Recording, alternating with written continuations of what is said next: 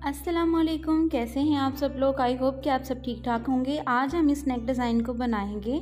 इस नेक डिज़ाइन को बनाने के लिए मैं जो भी मेजरमेंट दूंगी आपने उसी के अकॉर्डिंग इस नेक डिज़ाइन को रेडी करना है।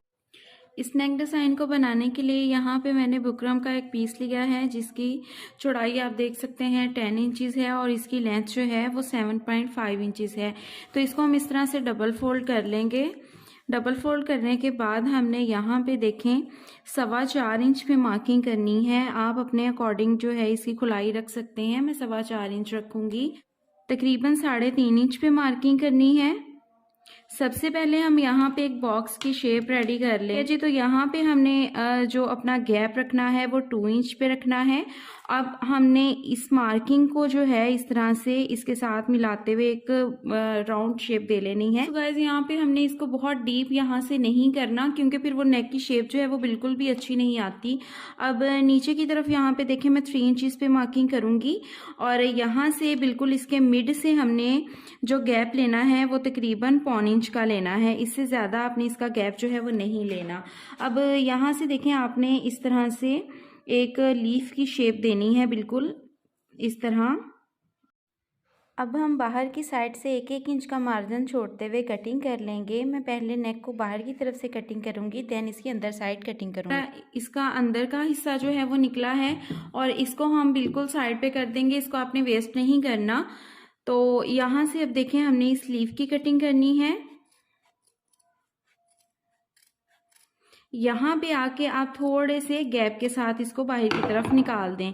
ये देखें तकरीबन 1-2 पॉइंट तक आपने यहाँ से इसका गैप देना है। अब मैं इसको ओपन करके भी आपको दिखाती हूँ कि इसका जो गैप है वो तकरीबन इतना आएगा। ठीक है जी। अब हमने अपने बैक नेक की कटिंग करनी है। बैक नेक के लिए भी बुकरम की जो मैंने चौड़ाई ली है वो 10 इंच है और इसकी जो मैंने लेंथ ली है वो 4.5 इंच है। फ्रंट में से ये पीस निकाला है, सेम इसी पीस को हमने यहाँ पे बैक पे रखना है। इस जगह पे आपने कर लेनी है इस तरह से मार्किंग। ठीक है जी। तो इसी पीस के अकॉर्डिंग जो है हमने अपना बैक नेक भी कटिंग करना है बिल्कुल इसी शेप में जिस शेप में हमने अपने फ्रंट नेक की कटिंग की है। आप चाहें तो इससे कम डीप भी कर सकते हैं, ज़्यादा डीप भी ले सकते हैं, ये आपकी चॉइस पे डिपेंड करता है। सो गाइज यहाँ पे हमारे फ्रंट और बैक नेक की कटिंग हो गई है। इसको हम सिंपली फैब्रिक पे पेस्ट करेंगे और अपनी शर्ट के साथ इसको अटैच करके सिल लेंगे। तो यहाँ पे देखिए हमने अपना फ्रंट का नेक जो है वो बना लिया है, शोल्डर अटैच कर लिए हैं। इसी तरह से हमने अपना बैक नेक भी रेडी कर लिया है। क्योंकि ये ड्रेस का कलर कुछ ऐसा है कि यहाँ पे मैंने इसके अंदर काट दिया है ताकि आपको सही तरह से समझ में आ सके। बिकॉज अगर मैं इसको निकाल देती हूँ तो यहाँ पे देखिए इस चीज़ की बिल्कुल भी समझ नहीं आएगी। तो पाई भी मैंने इसकी कर ली हुई है, साइडों की सिलाइयाँ भी शर्ट की लगा ली हैं। आप चाहे तो फुली शर्ट जो है उसको स्टिच भी कर लें, तो उसके बाद जो है आप इसका जो बैन है वो अटैच कर सकते हैं, इसमें कोई भी इश्यू नहीं है। अच्छा, यहाँ पे मैंने जो बुकरम का पीस लिया है उसको आपने इस तरह से लंबाई में लेना है। नीचे देखें मैंने यही वाली शर्ट जो है उसको रखा है क्योंकि हमारी ये जो शीट है उसका भी कलर वाइट है, तो उस पे आपको बुकरम जो है वो सही तरह से नजर नहीं आना था। बुकरम की जो मैंने लंबाई ली है वो देखें 17 है और इसको आपने कम से कम भी जो है चौड़ाई में 5 इंच या 5 इंच से ज्यादा ही लेना है। ठीक है जी। और इस कॉलर को कटिंग करने के लिए आपने बुकरम को देखें, नेक हम जब कटिंग करते हैं तो बुकरम की इस तरह से फोल्डिंग करते हैं, लेकिन यहाँ पे लंबे रुख में आपने बुकरम लेनी है और उसकी फोल्डिंग कैसे करनी है, लाइक दिस, ऐसे। और अब हमने अपने बैंड के लिए निशान लगाना है। तो यहाँ पे आपने पहले खुलाई देखनी है कि आप बैंड को खुला कितना रखना चाह रहे हैं। तो यहाँ पे देखें मैंने इसको 6.5 इंच जो रखना है क्योंकि ये बिल्कुल नेक के साथ ही लगा हुआ अच्छा लगेगा, तो 6.5 रखना है। तो यहाँ पे मैं निशान लगाऊंगी 3.25 पे। ठीक है जी। यहाँ पे देखिए 3.25 पे मैंने मार्किंग कर ली है और यहाँ भी जितना आपने इस जगह पे निशान लगाना है ना उतना ही आपने नीचे की तरफ भी निशान लगाना। तो यहाँ भी देखिए मैंने 3.25 इंच पे ही इस तरह से निशान लगाया। इस निशान को बिल्कुल ऐसे हम सीधा कर देंगे इसके साथ और इस निशान को हमने यूं कर देना है ताकि हमें पता चल जाए कि ये हमारा जो है वो बैक पार्ट का निशान जो है वो लग गया। अब सिंपली ये देखें जो हमारे फ्रंट में से ये बुकरम निकली थी जब हमने अपने फ्रंट नेक को कटिंग किया था ना, तो जो उसमें से ये बुकरम का पीस निकला था ना उसको आपने ऐसे तय लगानी है। लगाने के बाद आपने सिंपली क्या करना है, यहाँ पे रखना है उसको। ठीक है, इस जगह पे इसको रखेंगे और यहाँ से देखें बिल्कुल इसके साथ साथ आपने इस तरह से मार्किंग कर लेनी है अपनी। ठीक है जी, ये हो गई जी हमारे बैंड की मार्किंग। अब हमने क्या करना है, बाहर की साइड आप 1 इंच खुला भी रख सकते हैं, 1 से ज़्यादा भी, लेकिन मैंने जो है वो इतना खुला वाला बैंड नहीं रखना। तो यहाँ पे देखिए मैंने 1/4 इंच पे निशान लगाना है, क्योंकि मैं बहुत जो है वो चौड़ा बैंड नहीं लगाऊंगी, वो बिल्कुल भी अच्छा नहीं लगता। तो यहाँ पे हमने 1/4 इंच पे जो है ना वो मार्किंग कर लेनी है। इस सारे पे मार्किंग करने के बाद हम एक लाइन ड्रॉ कर लेंगे बिल्कुल अपने बैंड के राउंड में ही, जैसे हमने अंदर की तरफ मार्किंग की थी सेम उसी मेथड से हमने बाहर की तरफ भी मार्किंग करनी है। और इस पर हम फिर कटिंग कर लेंगे। इसमें बिल्कुल भी आपने मार्जिन नहीं देना, सेम इसी के ऊपर हमने कटिंग कर लेनी है। सो ये देखिए हमारे नेक की जो हमारा बैंड जो है वो इस तरह से हमारे बैंड की कटिंग जो है वो हो गई है। अब हमने इसको करना है पेस्ट फैब्रिक के ऊपर। सो गाइस यहाँ पे देखें मैंने इस तरह से जो है वो बैंड को फैब्रिक के ऊपर अटैच कर लिया है। और यहाँ पे देखें जी हमारा डबल फैब्रिक है, ठीक है, इस चीज़ को आपने देखना है ध्यान से, ये डबल फैब्रिक है।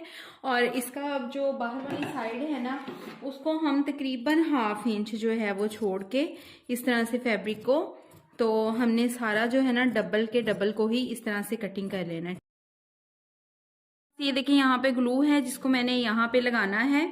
और इस तरह की आप ग्लू मार्केट से आसानी से मिल जाती है। मुझे बहुत सी लड़कियों के मैसेजेस आ रहे थे कि ये आपने कहाँ से बाय की है। तो ये जो स्टोन्स जहाँ से हम लेते हैं मोती सितारे वगैरह ना, तो उस शॉप्स पर जो होती है ना ये चीज़ें आसानी से अवेलेबल होती हैं, ठीक है, तो आप वहाँ से इसको ले सकते हैं। इसको फैब्रिक पे लगाने के बाद अब मैं फ्रंट वाला पार्ट जो है उसको पकड़ूंगी और इस तरह से बैंड के ऊपर फोल्ड करते जाऊंगी और साथ में आयरन करते जाऊंगी। सो गाइस अगर आपके पास फैब्रिक ग्लू नहीं है तो आप शावर करें थोड़ा सा अपने फैब्रिक के ऊपर और देन उसको प्रेस कर लें, तो भी क्रीज आपकी बहुत अच्छी बन जाएगी। अब जो ऊपर आपको एक्स्ट्रा फैब्रिक नज़र आ रहा है आपने उसको बिल्कुल सीधा इस तरह से कटिंग कर देना है, कोई भी एक्स्ट्रा फैब्रिक आपके बैंड के ऊपर नहीं होना चाहिए। अब आपने यहाँ पे देखें सिलाई लगानी है, इस तरफ को सिलाई नहीं लेके जानी, बिल्कुल इसके साथ साथ रख के हम सिलाई लगाएंगे। सिलाई लगाने के बाद हमने एक्स्ट्रा फैब्रिक अंदर से कटिंग करके डीप कट्स लगा लेने।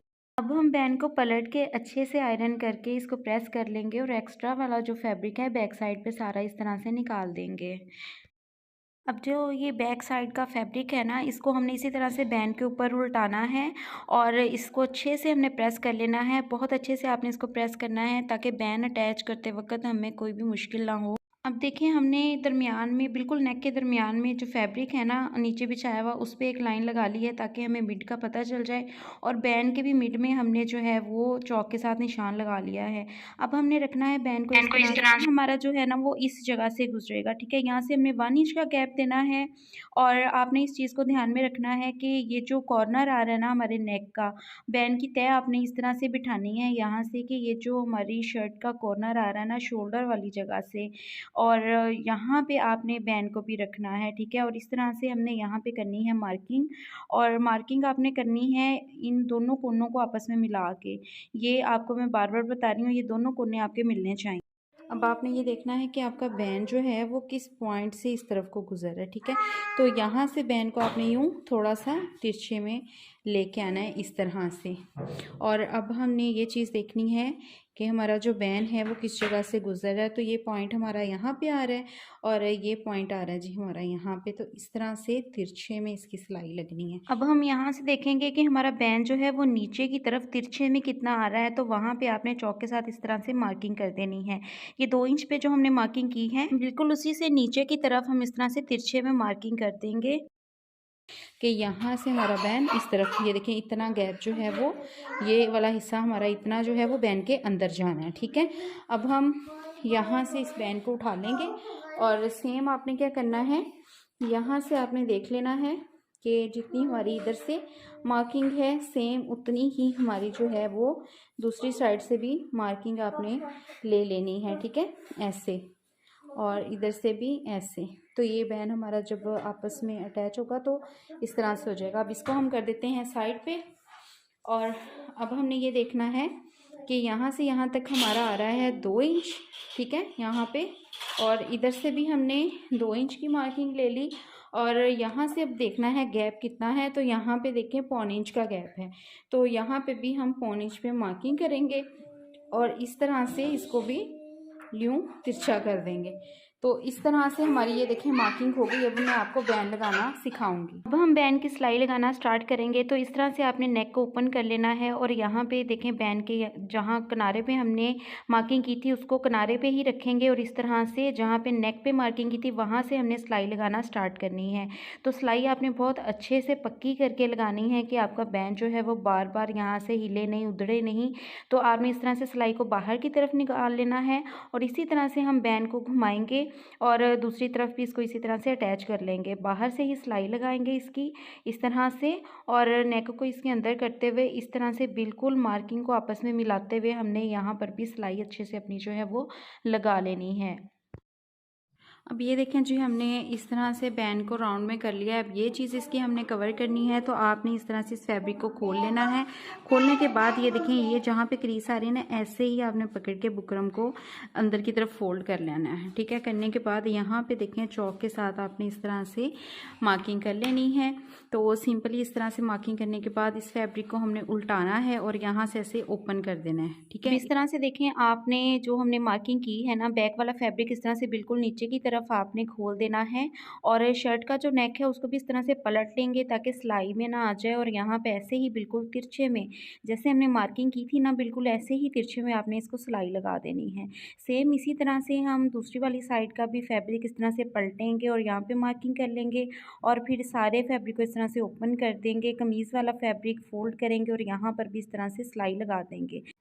अब जो एक्स्ट्रा फैब्रिक है उसको हम दोनों साइडों से कट कर देंगे। कट करने के बाद बैंड को हमने इस तरह से पलट लेना है और इसका जो कॉर्नर है उसको आपने अच्छे से बाहर की तरफ निकालना है किसी नोकदार चीज़ से, लेकिन ध्यान रखिएगा कि आपका फैब्रिक ना फट जाए। इस तरह से कॉर्नर इसका जब बाहर आ जाएगा तो एक्स्ट्रा सारा फैब्रिक आप अंदर की तरफ कर देंगे और अंदर की तरफ करने के बाद आप इस पर जो है वो तुरपाई कर लें। सो गाइस ये है हमारे नेक की फाइनल लुक और नेक डिज़ाइन हमारा बना हुआ देखिए कितना खूबसूरत लग रहा है। यहाँ पे इस तरह से ये वी शेप में बन जाता है। जब हम इसके यहाँ पे हुक अटैच करते हैं तो यहाँ से मैं इसको ओपन करके भी आपको दिखा देती हूँ।